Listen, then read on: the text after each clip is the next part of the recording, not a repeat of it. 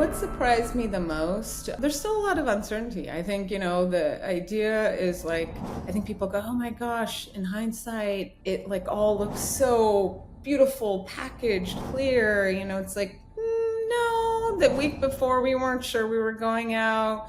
2 days before this happened. And I think people don't realize behind the scenes, there is so many fires and chaos and mess that you're learning and that are coming up as things are going at that speed. Entrepreneurs love to talk strategy, scaling, and success stories, but not so much the emotional programming that's running behind. My guest, Zaina Orbai, helps leaders rewrite that inner code. After 20 years in executive roles, including helping take both Yelp and the RealReal public, that's a tongue twister, she learned that your next big breakthrough probably isn't a new business model. It's emotional awareness. If you've ever hit every emotional milestone but still felt stuck on the inside, this conversation is going to hit home for you. Welcome, Zaina. Thank you, Melissa. I'm excited to be here. I'm excited to talk to you. Now, you've worked with so many accomplished leaders who seem to have it all together from the outside. What are some of the internal patterns or blocks that show up most often when they reach a career inflection point?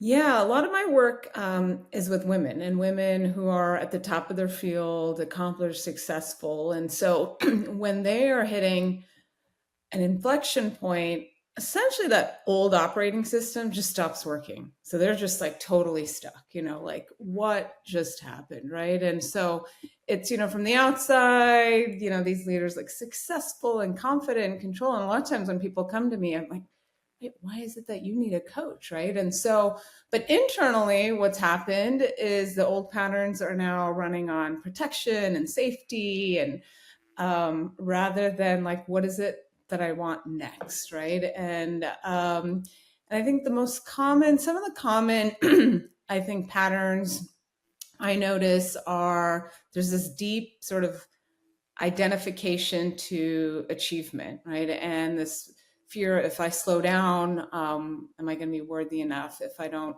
perform at the same, pace or at the same level, does that, how will others think, right? Am I too old? Am I no longer relevant? Oh my gosh, I have such a responsibility to hold this image for myself and others. I have to do it alone.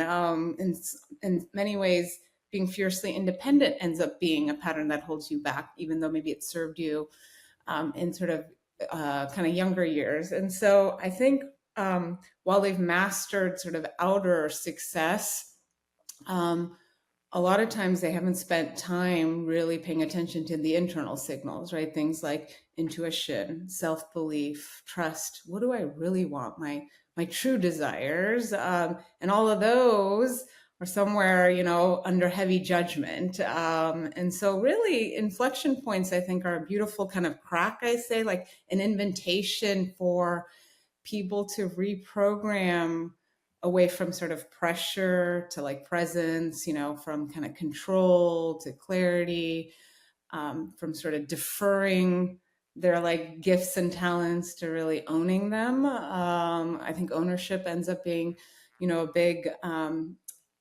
a big piece of it as well. But that's those are some of the things that, that come up when in my work with women. Ready to lead smarter and invest wiser?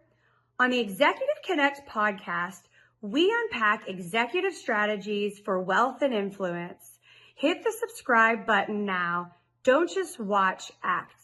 Now, what's the cost of staying externally successful, like you were mentioning, but actually internally misaligned?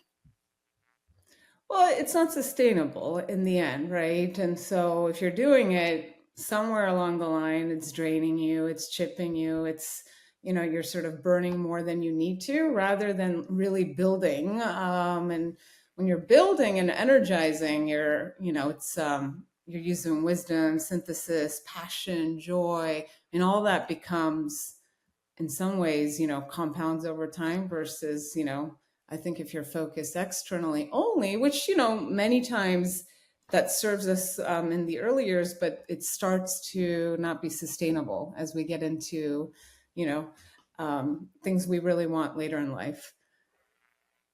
I love that. Now, how does perfectionism quietly sabotage leadership growth? I'm curious to get your perspective as a recovering perfectionist.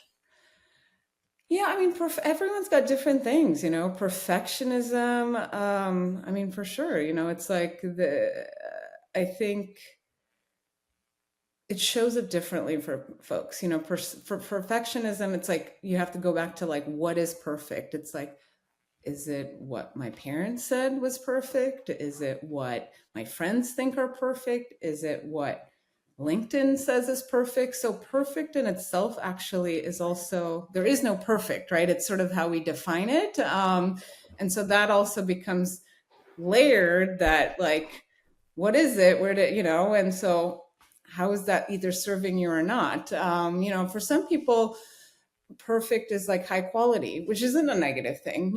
For others, it's like, well, I'm always going to be disappointed. So yeah, I would say, that alone is, there's layers underneath that to Yeah, unpack.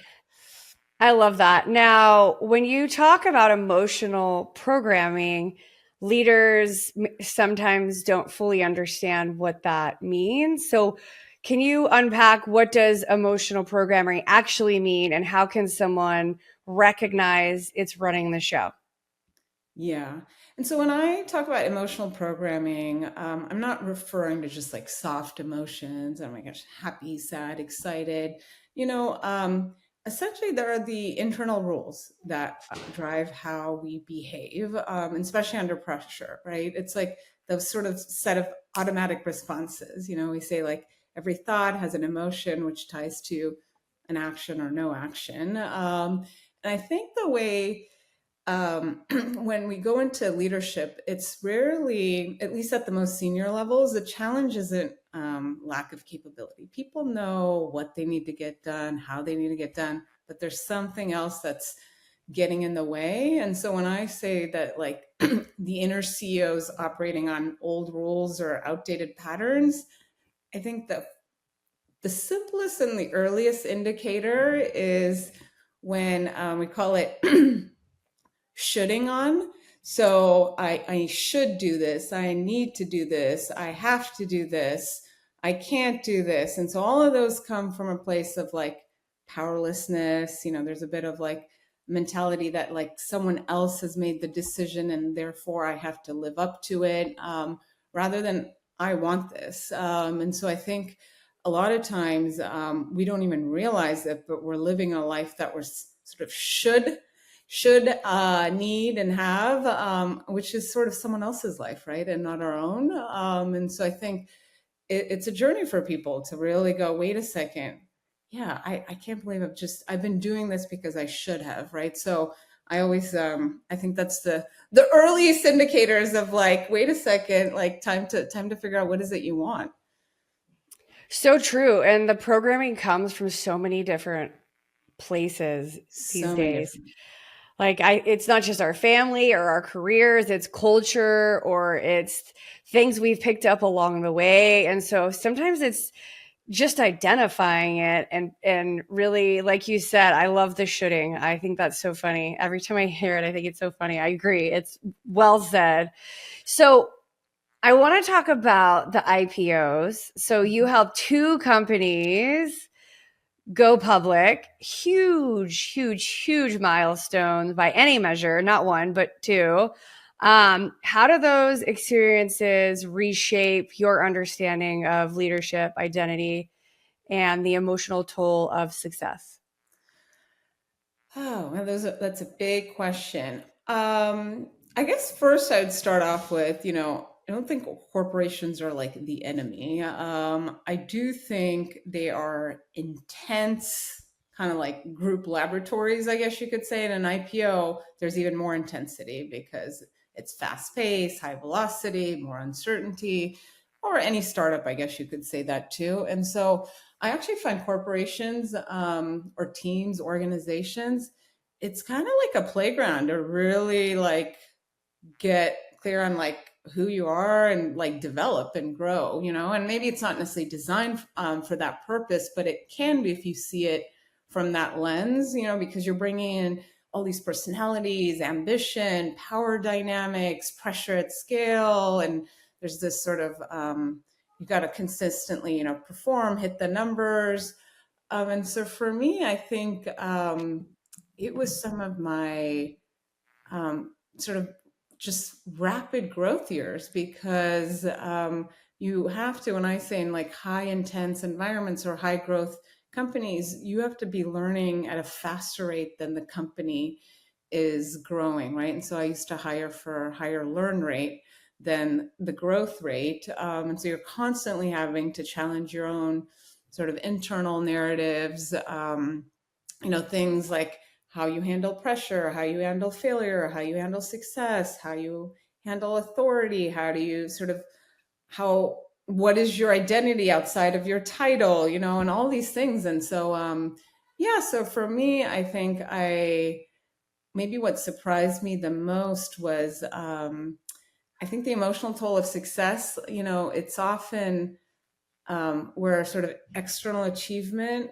sort of has outpaced kind of like our internal capacity, and we've sort of lost how to sort of kind of manage the two. And so that's where a lot of my now work is okay, you're in an intense environment, go for it, you're building, you're bold, you're taking bigger risks, you're going bold, I love that, but what do you need to sort of shift internally so you can sustain that, and show up, through that journey, stronger as well. And so yeah, I think they were really some, I wouldn't do it again, but they were definitely defining moments, let's just say, in sort of my own personal growth. I love it. Now, what surprised you the most about the IPO process? What surprised me the most? There's still a lot of uncertainty. I think, the idea is like, I think people go, oh my gosh, in hindsight, it like all looks so beautiful, packaged, clear. It's like, no, the week before we weren't sure we were going out. 2 days before this happened. And I think people don't realize behind the scenes, there is so many fires and chaos and mess that you're learning, and that are coming up as things are going at that speed. And so when I do these sort of IPO talks and share examples, people are always surprised. They're like, wait, that's what was happening behind the scenes. And it's true when you talk to anyone in the IPO process. So yeah, I think I think it's a messy, chaotic, process that also is fun. And so you have to kind of go in with, like, we always say, well, we don't laugh, we're going to cry. But, and it's only people celebrate it because there's this external success and there's all this wealth created. But yeah, I think in the end, it's like any hyper changing environment. It's got its own, quirks.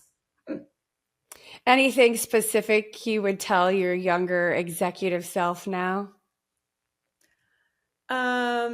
Don't take it so seriously. Nobody has the answers. Like, enjoy the ride. Oh, I love it. It made me think back to getting all A's in engineering school. I'm like, nobody cares. Don't take it so seriously. Go to the concerts, do the thing. Exactly. Like, what do you sacrifice for what? And then you go, wow, that didn't really matter, did it? Like, those front row tickets to Metallica, I don't know. I'm still regretting those 20 years later. Yeah, you can't go back. But, Now, how do you think success challenged your sense of self? How did success? Well, success had to get redefined too. I think when we have success, our ego sort of, I don't know, gets bigger. And then all of a sudden you're like, oh my God, this success is me. And then that success doesn't stay forever. Maybe the stock changes, maybe the company changes, maybe you're whatever, things change. And all of a sudden you're like, oh my gosh, like, wait a second, if my worth was tied to that and that's gone, like, who am I? So I think it's, it's a good humbling process too, I think, success, because if you get lost in it and not get sort of like it's like temporary like anything else. So it's good. It's good. I think it takes you on a roller coaster. How about that? I feel, I and love it's a it. humbling process, and then all of a sudden you can sort of create a separation of like, this is performance and achievement, and this is who I am, and those two things are different.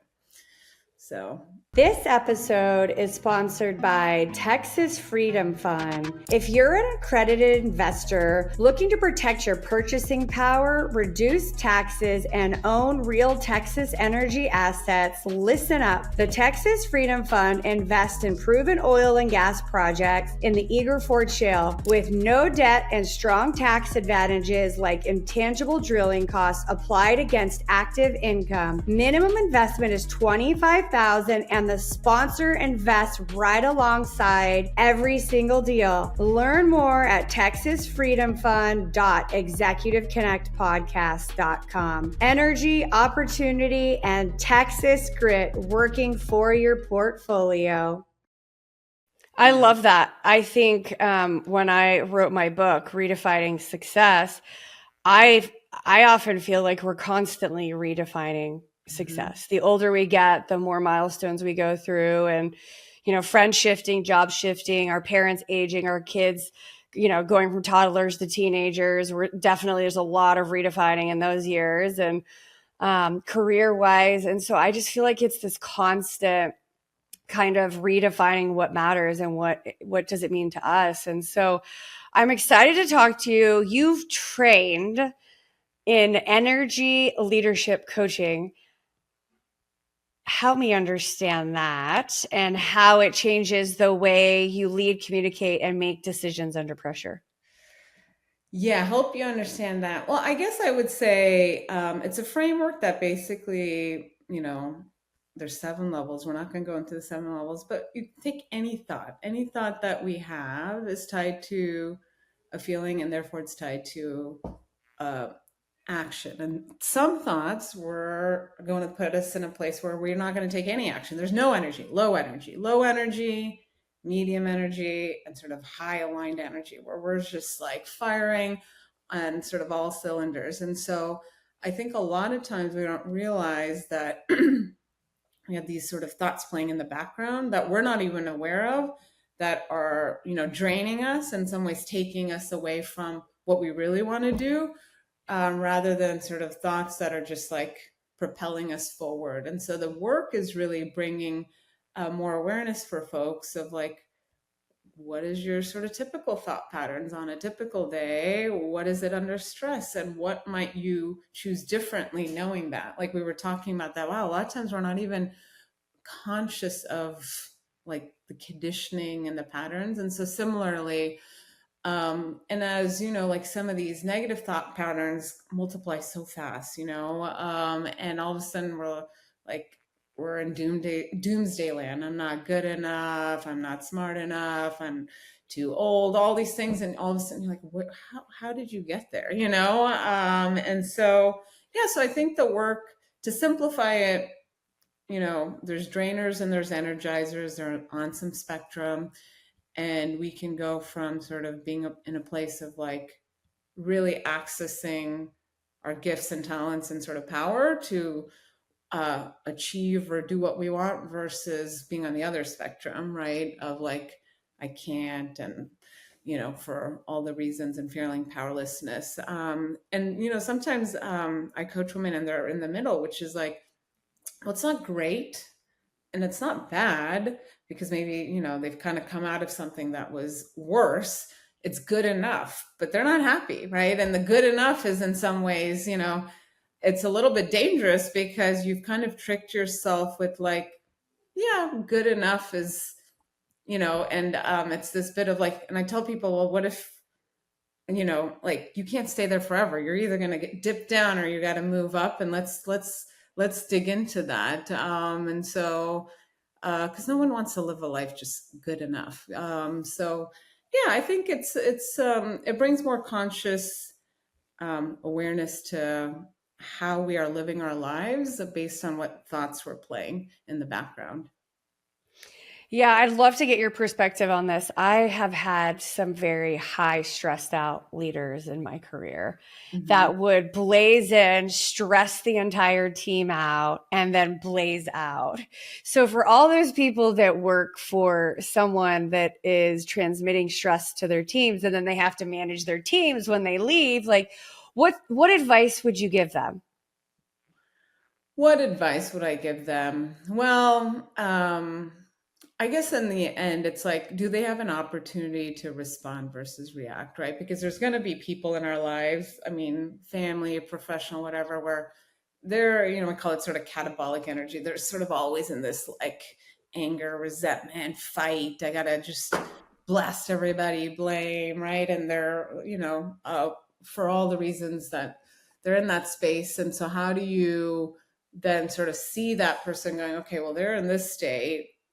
I can either choose to sort of just kind of merge into that state or create a little bit of a buffer and boundary of say, okay, let me create a little bit of separation here. And I know that that's not always easy because we all have people in our lives that, like they put us from 0 to 100 so fast. But yeah, I think the more you can separate that sort of, and that's some of the work too with the energy stuff. It's not just your own, that you're in a room and why is it that you're not getting buy-in? Well, maybe someone's really fears AI. Another person is curious about AI. Someone is, thinks it could help others, right? Like I'm using AI because there's so much controversy around AI, but yeah, I guess it's my advice would be to sort of name it and frame it in the sense of you see them in that state, but that doesn't need to be a state that you need to automatically fall into, right? Can you choose differently and respond differently to that other person?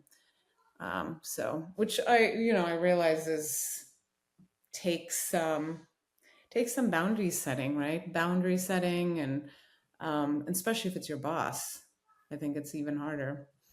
Yeah, just practice, right? And I think I'm curious, like a lot of things I've been hearing and last part of the year is people are having these really tough conversations at work or at home. So how can leaders shift energy in real time during these really tough conversations that they're having? Well,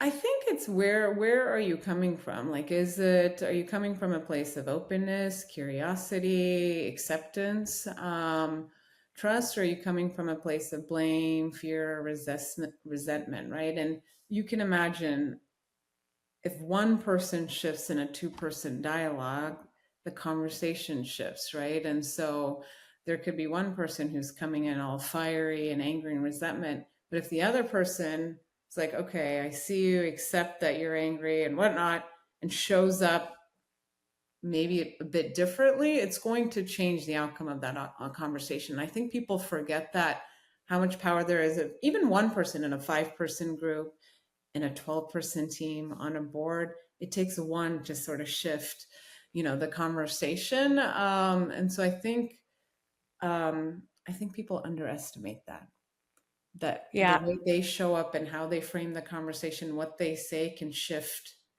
the conversation, the room, the dynamic, just by the way they show up. Yeah, I love that. Let's talk a little bit about reprogramming the inner CEO. So, founders often operate in a constant go, go, go drive mode until things don't drive anymore. So, what are some practical ways that leaders can reprogram their mindsets without losing their edge? Yeah, I mean, first of all, I want to say reprogramming isn't about removing drive. I think a lot of times we're like, I have founders that say, well, don't tell me to do less, and it's like, well, I haven't said that. Maybe you are looking to seek that, but it's really, I think it's when we talk about reprogramming this drive, it's like, where's that drive coming from? Am I working really hard because I'm scared of failure? Am I working really hard because I want perfection? Am I, and is it coming from a place of an inner critic, imposter syndrome, judgment, fear, or is it coming because like this is what I want to be doing and here's why? And so I think it's really figuring out what is the source of this drive. And of course they're operating with, urgency and pressure, but I think it's starting to separate, kind of the intensity of like, what's the source? How important is it? And the other piece is like redefining like edge, right? Like edge isn't necessarily exhaustion. Sometimes when we're at the edge of something, it sharpens our clarity. It makes us make bold decisions that we wouldn't unless we were on the edge. It helps us sort of like, I think like I would say, so it's not necessarily think of edge as exhaustion, but yeah, I think there's that. And the other thing I would say is like recovery and reflection. No one can sort of live on sort of their growth edges all the time, or in a company that's always on edge. And so what's kind of this operating rhythm in a day or a week or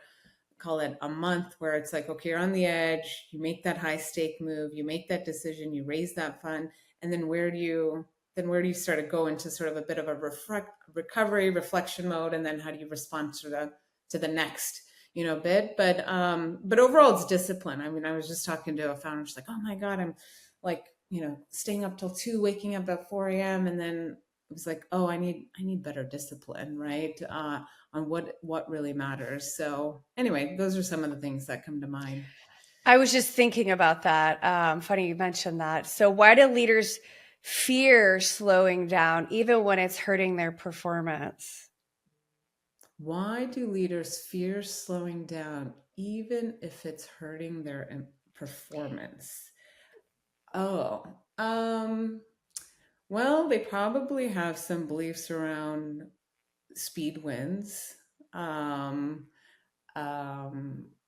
It's sort of like you've always got to outpace your competition, right? And so I think you have to get down to the underlying beliefs of like, why are you working so hard if it's not really helping? Well, and so speed wins is a common one that founders have, is like, and it also comes a lot of times from investors. Like if you sort of, what is it, burn the midnight oil, you get success, right? When that's not necessarily the case. So yeah, put in the reps, put in the hours.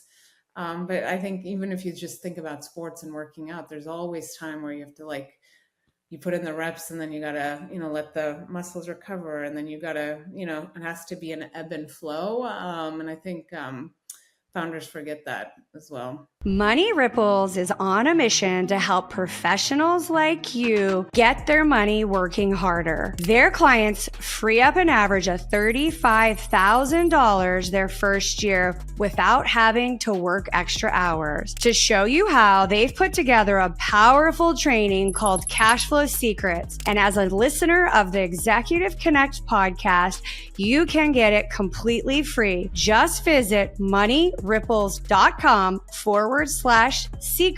and enter the promo code EXEC. Now, are there some small daily shifts that they could leverage that would give the biggest internal changes for them? Is there something that they can do that's maybe, smaller, that it's, because like you were saying, everything is go, go, go. It's like one drive, but over time, we know, we talk about this a lot, it leads to burnout, right? Yeah. If we just go, and we're, like you said, we're going to bed at 2:00 or we're waking up at 4. Well, you can't do how many of those, nights of 2 hours of sleep and how many hours of caffeine before you're kind of burnt out. So there's small shifts that they can make in the day-to-day that would create the best change internally. I mean, I think it's coming down with what part of the day do you slow down, right? And for some people, that might be walking your dog. For some people, it might be yoga. For some people, whatever it is, it's some form of like exercise, meditation, but what part of the day could be 30 minutes. That's fine. I mean, even 10 minutes would be helpful, but what part of the day where you're really slowing down your thoughts, and probably a lot of times moving your body, if you're a pretty stationary. So I would say the simplest would be go find an activity that is not tied to work, and do that for 30 minutes a day. And that alone, I think, gives space for your brain to recover, and just some space. But yeah, like intentionally, some people journal, but journal again, you're kind of in your thoughts. So the idea is like, you've got to like quiet those thoughts, and whatever that rock climbing, right? Whatever's going to get you focused on slowing down your thoughts on a daily basis, I think can be more powerful than people realize.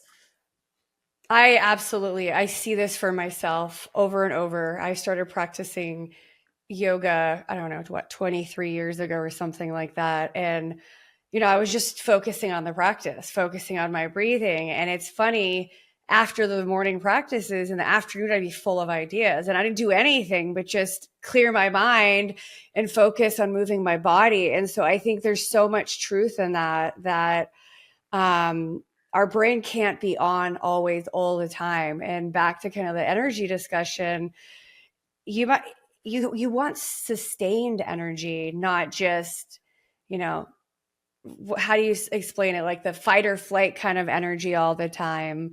Absolutely. And I think, if you go into sort of like consciousness and so forth, they say like, the mind sort of tricks us that like we're always thinking and we're ruminating and replaying and worrying about the future, replaying the past, ruminating. And we trick ourselves that we're like doing something, but actually it's like a couple layers below where we really process and we're creative and we're storing and sort of building. And so that layer between those two is like when we're in our body and senses, whether it's yoga, breathing, whatever, exercise, and so if you can kind of quiet your mind from the ruminating, replaying, worrying, and sort of just for a period of time get into your body, then you start actually getting to the place where you're actually like, doing interesting work with your mind, which is like the processing sort of part of the bit. So yeah, which, again, we trick ourselves into like, oh my gosh, I'm doing something because I'm thinking about it. It's like, no, you've been replaying that thought for like 2 hours. Like it hasn't created more opportunity by sitting there. So maybe you got to like create some space. So yeah, but it's kind of like, yeah, I think we're having to like be conscious of that is to your point, a daily practice, right?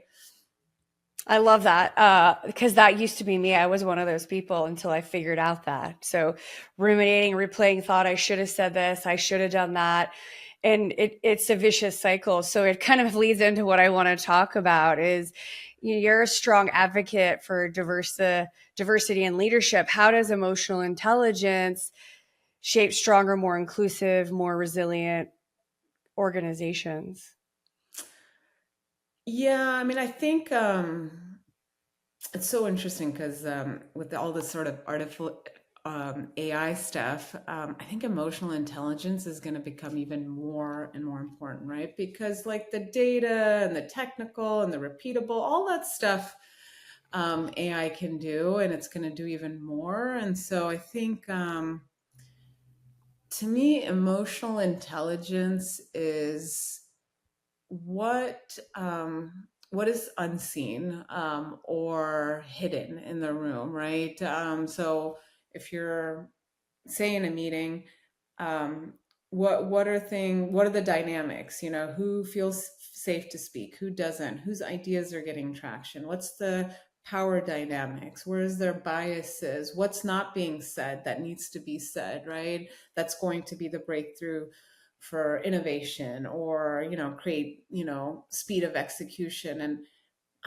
AI is not going to be able to do that. And emotional intelligence is where it comes in. So I think it's going to be a strategic, I mean, I think it's going to be kind of the game changer between like great leaders and sort of leaders that are just, becoming in some ways, yeah, more dispensable. And so, yeah, so to me, emotional intelligence uncovers the blind spots of things that are sort of hidden or unseen that are critical to kind of come to the surface, which diversity is one of them, but you can think of it in sort of any capacity or team or idea or business model as well. I think some of the best solutions to problems I've had in my career came from the least likely of person to come up with them. And it was because they were very diverse in their perspectives. Mm-hmm. And I find that, to your point, we're so transactional. We're all doing and doing and going and going and driving to something that things like empathy and, understanding and, allowing people to say, hey, I got to come to work a little late. I got to take my kid to whatever, and feeling safe to do that. And their leader being empathetic to allow them to do that. And so it's very much so. I do think, feeling people's emotions and understanding them and having emotional intelligence is going to be so key. So key, because I think that's where sort of like, to your point, where sort of the most creative kind of answers lie to sort of what sort of moves us forward.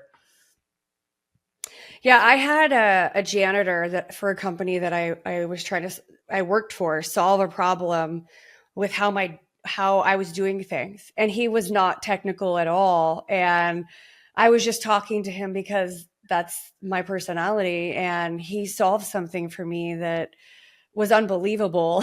And just because he was listening and paying attention to me. And so I was open to receiving the feedback, and, he solved a problem for me. And, funny enough, he took a different role the more that he continued to solve different problems within the company. So it's funny how that works out. I wanted to see if we could do some rapid fire questions and just quick questions as we close out. Tell me one word that defines your inner CEO. Oh, one word that defines my inner CEO. Gosh, I would say ambitious. I love it. The emotion, let's see, an emotion leaders should avoid the most. Disappointment. Oh, I like it. One habit that quietly drains leaders. Judgment. What does success feel like when it's aligned? I was going to say ecstasy, but maybe that sounds kind of too, I don't know, just great. How about that? I love it. Oh gosh, this is a good one. IPO pressure in one word. Oh my God, IPO pressure in one word. Frantic. Right, I love it. Let me think. A belief you had to unlearn. Belief I had to unlearn. God, there's so many, but I'm thinking, what's a good one? Well, maybe that's one that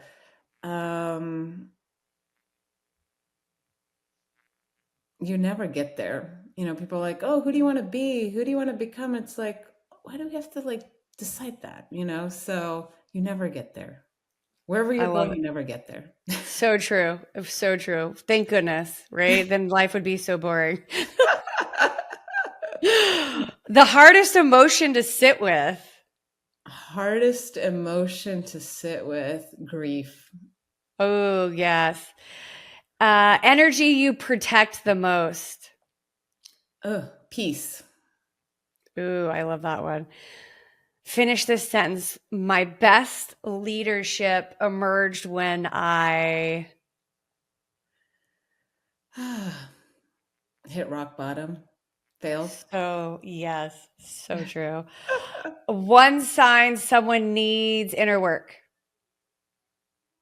Shoulding. They're shoulding on. They're living a life of shoulds. I love it. We totally have to end with a shitting. That's so good. I love it. This conversation was so insightful and deeply relevant in our world today. Please share with our listeners the best way to connect with you and learn more about the good work you're doing. And then maybe any final thoughts that you want to leave with our listeners. Yeah, I think the best way is to email me, zaina.orbai@gmail, or connect with me on LinkedIn. My work is really, I work with accomplished women who are going through reinvention, right? They've lived a life for a couple of decades. Now they want something different. They want something more. They want to take more risk. And so their old identities here and their new identities here. Now they're like, how do I get there? And I'm feeling stuck. And so that's where a lot of my work lies. And closing thoughts. Gosh, I really enjoyed this, Melissa. I thought it was great. And my closing thought is like, if you're feeling stuck, like reach out to someone. If it's not me, it's someone else. I think too many women suffer that, oh my gosh, like it must be me, or I have to like be the superwoman and suffer, on my own or figure it on my own. And ironically, it's the independence that sort of holds us back later in life. So like, you don't have to do it alone. There's people that have done it, that are there, that are, whether it's mentors, friendships, advisors, coaches. So yeah, I you know. love it. This has been great. I echo you. Thank you so much for being here today and sharing your time. That's the Executive Connect podcast.